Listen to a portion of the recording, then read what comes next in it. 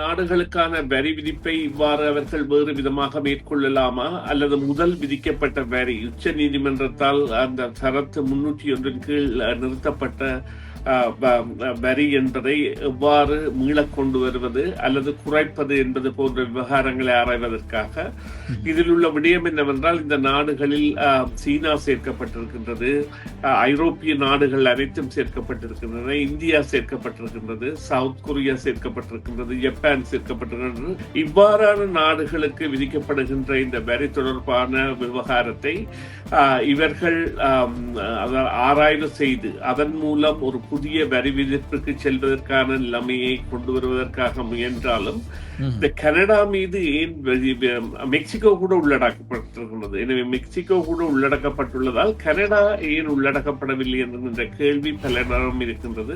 ஒரு விட்டுக் கொடுப்பாக பார்க்கப்பட்டாலும் ஆனால் இது விட்டுக் கொடுப்பா அல்லது வேண்டும் என்று செய்யப்படுகின்ற விடயமா என்ற கேள்வி எழுகின்றது. ஓரளவுக்கு அந்த மத்திய கிழக்கு சண்டை ஒரு பக்கம் போய்கொண்டிருந்தாலும் இப்பொழுது அடுத்த ஒரு விடயம் ஆரம்பித்திருக்கிறார் ட்ரம்ப் நிர்வாகத்திலிருந்து.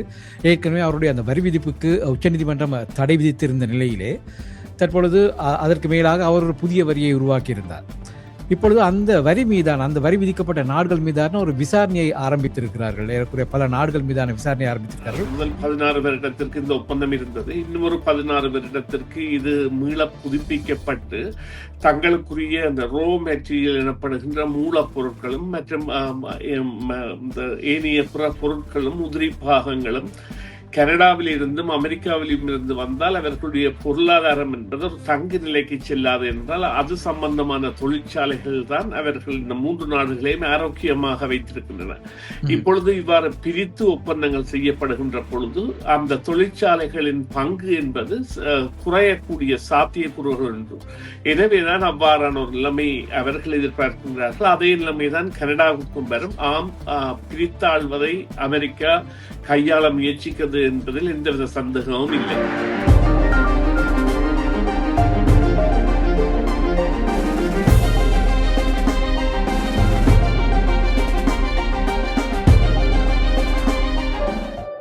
நேர்கள் அனைவருக்கும் வணக்கம். மீண்டும் மற்றும் ஒரு செய்தியின் பின்னணியில் நிகழ்ச்சியில் சந்திக்கின்றோம். இது TVIHDயின் யூடியூப் தளத்திலே நேரடியாக காண்பிக்கப்படுகின்ற அதேவேளை இதனுடைய ஒளி வடிவத்தை நேர்கள் CMR தமிழ் பிள்ளை இரவு 10:30 மணிக்கு செய்தியின் பின்னணியில் நிகழ்ச்சியிலும் கேட்கலாம். சார், இந்திய நிகழ்ச்சியிலும் எங்களோட வளமை போலவே சுரேஷ் தர்மா அணிந்திருக்கிறார். வணக்கம் சுரேஷ் தர்மா. வணக்கம். வணக்கம் கமல் பாரதி. வணக்கம் நேயர்களே. ஆமாம், இன்று இப்பொழுதெல்லாம் ஓரளவுக்கு அந்த மத்திய கிழக்கு சண்டை ஒரு பக்கம் போய்கொண்டிருந்தாலும் இப்பொழுது அடுத்த ஒரு விடயம் ஆரம்பித்திருக்கிறார் ட்ரம்ப் நிர்வாகத்திலிருந்து. ஏற்கனவே அவருடைய அந்த வரி விதிப்புக்கு உச்சநீதிமன்றம் தடை விதித்திருந்த நிலையிலே தற்பொழுது அதற்கு மேலாக அவர் ஒரு புதிய வரியை உருவாக்கியிருந்தார். இப்பொழுது அந்த வரி மீதான அந்த வரி விதிக்கப்பட்ட நாடுகள் மீதான ஒரு விசாரணையை ஆரம்பித்திருக்கிறார்கள். ஏறக்குறைய பல நாடுகள் மீதான விசாரணையை ஆரம்பித்திருக்கிறார்கள். இந்த விசாரணை எதற்காக, ஏன்? நிச்சயமாக அந்த நாடுகளுக்கான வரி விதிப்பை இவ்வாறு அவர்கள் வேறு விதமாக மேற்கொள்ளலாமா அல்லது முதல் விதிக்கப்பட்ட வரி உச்ச நீதிமன்றத்தால் அந்த சரத்து 301 கீழ் நிறுத்தப்பட்ட வரி என்பதை எவ்வாறு மீளக் கொண்டு வருவது அல்லது குறைப்பது என்பது போன்ற விவகாரங்களை ஆராய்வதற்காக இதில் உள்ள விடயம் என்னவென்றால் இந்த நாடுகளில் சீனா சேர்க்கப்பட்டிருக்கின்றது, ஐரோப்பிய நாடுகள் அனைத்தும் சேர்க்கப்பட்டிருக்கின்றன, இந்தியா சேர்க்கப்பட்டிருக்கின்றது, சவுத் கொரியா சேர்க்கப்பட்டிருக்கின்றது, ஜப்பான் சேர்க்கப்பட்டிருக்கின்றது. இவ்வாறு நாங்கள் தொடர்ச்சியாக செல்லலாம். தாய்வான் போன்ற நாடுகள் கூட சேர்க்கப்பட்டிருக்கின்றன. ஆமாம், சிங்கப்பூர் கூட முக்கியமான இவ்வாறான நாடுகள் சேர்க்கப்பட்டிருக்கின்றன. இவ்வாறான நாடுகளுக்கு விதிக்கப்படுகின்ற இந்த வரி தொடர்பான விவகாரத்தை இவர்கள் ஆராய்வு செய்து அதன் மூலம் ஒரு புதிய வரி விதிப்புக்கு செல்வதற்கான நிலைமையை கொண்டு வருவதற்காக முயன்றாலும் இந்த கனடா மீது ஏன் மெக்சிகோ கூட உள்ளடக்கப்பட்டிருக்கிறது. எனவே மெக்சிகோ கூட உள்ளடக்கப்பட்டுள்ளதால் கனடா ஏன் உள்ளடக்கப்படவில்லை என்கின்ற கேள்வி பலரிடம் இருக்கின்றது.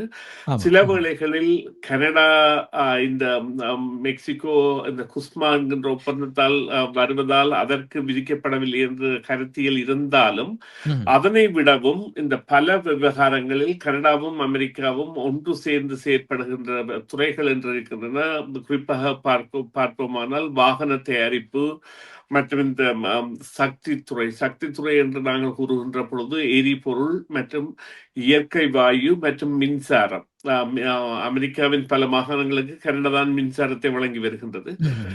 அவ்வாறாக இந்த விடைகளில் இந்த விடயங்களில் இருக்கின்ற தொடர்பாடல் மற்றும் இந்த நிலக்கீழ் கனிமங்களை எடுத்தல் தொடர்பான விவகாரங்கள் அல்லது அந்த கனிமங்களை பெறுதல் தொடர்பான விவகாரங்களில் அந்த கனிமங்கள் வேறு நாடுகளுக்கு செல்லாமல் தங்களுக்கு வர வேண்டும் என்கின்ற அக்கறை கூட சில வேளைகளில் ஒரு விட்டு கொடுப்பாக பார்க்கப்பட்டாலும், ஆனால் இது விட்டு கொடுப்பா அல்லது வேண்டும் என்றே செய்யப்படுகின்ற விடயமா என்ற கேள்வி எழுகின்றது. ஏனென்றால் விவசாயத்தில் கூட கனடா என்பது நிச்சயமாக அவர்களுக்கு ஒரு தேவையான ஒரு அளவு பொருட்களை கொடுப்பது. அது விவசாயம் என்று நாங்கள் கூறுவது தனியே விளை பொருட்களை மாத்திரமல்ல, அதே வகையில் மாமிச மற்ற பால் வகைகளில் கூட அந்த டயரி ப்ராடக்ட் மற்றும் இந்த ஃபார்மிங் ப்ராடக்ட் எனப்படுகின்ற இவைகள் எல்லாம் செல்கின்ற வகைகள் அவர்களை பொறுத்தவரையில் நிச்சயமாக இந்த வரி உயர்வு என்பது அவர்களுடைய மக்களை பாதிக்கலாம் என்கின்ற காரணமாக இருக்கலாம் என்கின்ற ஐயம் இருக்கின்ற பொழுதும் உண்மையான காரணம் எதுவென்று தெரியவில்லை. ஆனால் கனடா தவிர்க்கப்பட்டது என்பது நிச்சயமாக கனேடியர்களுக்கு ஒரு ஆறுதல் தரக்கூடிய செய்தியாக இருக்குமா என்றால் நிச்சயமாக இல்லை. என்றால் அடுத்த கட்ட நடவடிக்கை என்னவென்று தெரியாத நிலையில் தான் இந்த வரி விதிப்பு என்பது இடம்பெற்று வருகின்றது. அதனை நாங்கள் பொறுத்திருந்துதான் பார்க்க வேண்டும். ஆமாம். அதற்கு பின்னணியில என்ன இருக்கின்றது என்பது ஒருவருக்கும் தெரியாது இல்லையா? அவர்கள் என்ன காரணத்துக்காக செய்கிறார்கள் என்பது தெரியாது. ஆமாம்.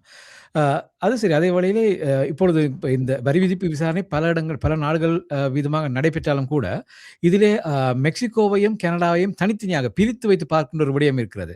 இது எதற்காக என்று நீங்கள் நினைக்கிறீர்கள்? இல்லை, நிச்சயமா இது ஒரு நல்ல கேள்வி. இதை அதாவது பிரித்தாள்வதற்கான சில வேளைகளில் விடயம் கூட இருக்கலாம். இதை குறித்து மெக்சிகோ அதிகாரிகள் கூட கவலை கொண்டிருக்கிறார்கள். அதாவது கனடாவும் மெக்சிகோவும் இந்த குஸ்மா என்கின்ற அமெரிக்க கனேடிய மெக்சிகோ அந்த ஒப்பந்தத்தின் கீழ் வருவதால், அந்த ஒப்பந்தம் என்பது 20 ஆண்டுகள் அவ்வாறு செய்யப்படுகின்ற ஒப்பந்தம்.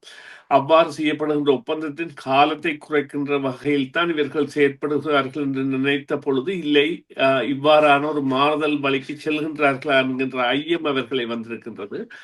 அந்த காரணத்தால் தான் அவர்கள் கூட இவ்வாறு அந்த தங்களுக்கு அந்த ஃப்ரீ ரேட் அக்ரிமெண்ட் இந்த 3 நாடுகளுக்கும் இடையே இருக்க வேண்டிய ஒன்று. எனவே இணைந்துதான் நாங்கள் பயணிக்க வேண்டும். கனடாவை தவிர்த்து செல்வது என்பது நடைமுறை சாத்தியமற்ற விடயம். தங்களுக்குரிய பல பொருட்களும் உற்பத்திக்கான ஆதார பொருட்கள் எல்லாம் கனடாவில் இருந்து வருவதாகவும், தாங்கள் செய்த பொருட்கள் கனடாவுக்கும் அமெரிக்காவுக்கும் செல்வதாக இருப்பதாலும்,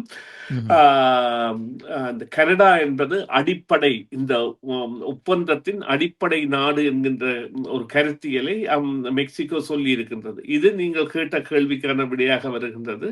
அவர்கள் கூறுகின்ற விடயம் என்னவென்றால், அவர்களுக்கு ஒரு சந்தேகம் வந்துவிட்டது. சில வேளைகளில் தனித்தனியே வர்த்தக ஒப்பந்தங்களை அமெரிக்கா செய்ய முயற்சிக்கலாம், 3 நாடுகளும் இணைந்ததல்லாமல். அப்படி செய்கின்ற பொழுது அது அதிக லாபத்தை கனடாவில் இருந்து ஈட்டுவதாகவும், அதே நேரம் மெக்சிகோ கூட பல கனேடிய வியாபாரங்களையோ அல்லது அமெரிக்க வியாபாரங்களையோ பெற முடியாத நிலைக்கு செல்லலாம் என்பதாலும் அவர்கள் இவ்வாறான ஒரு கருத்தியலுக்கு வந்திருக்கின்றார்கள் என்று சொன்னால், அவர்களை பொறுத்தவரையிலும் நாங்கள் ஏற்கனவே இந்த அமெரிக்கா அவ்வாறான விடயங்களை கொண்டு செல்கின்றது கதைத்தோமோ, அதே விடயங்கள் அவர்களை பொறுத்தவரையில் தேவையான விடயம். அதாவது ஒரு 16 இன்னும் ஒரு 16 முதல் 16 வருடத்திற்கு இந்த ஒப்பந்தம் இருந்தது. இன்னும் ஒரு 16 வருடத்திற்கு இது மீள புதுப்பிக்கப்பட்டு தங்களுக்குரிய அந்த ரோ மெட்டீரியல் எனப்படுகின்ற மூலப்பொருட்களும் மற்றும் இந்த ஏனைய பிற பொருட்களும் உதிரி பாகங்களும்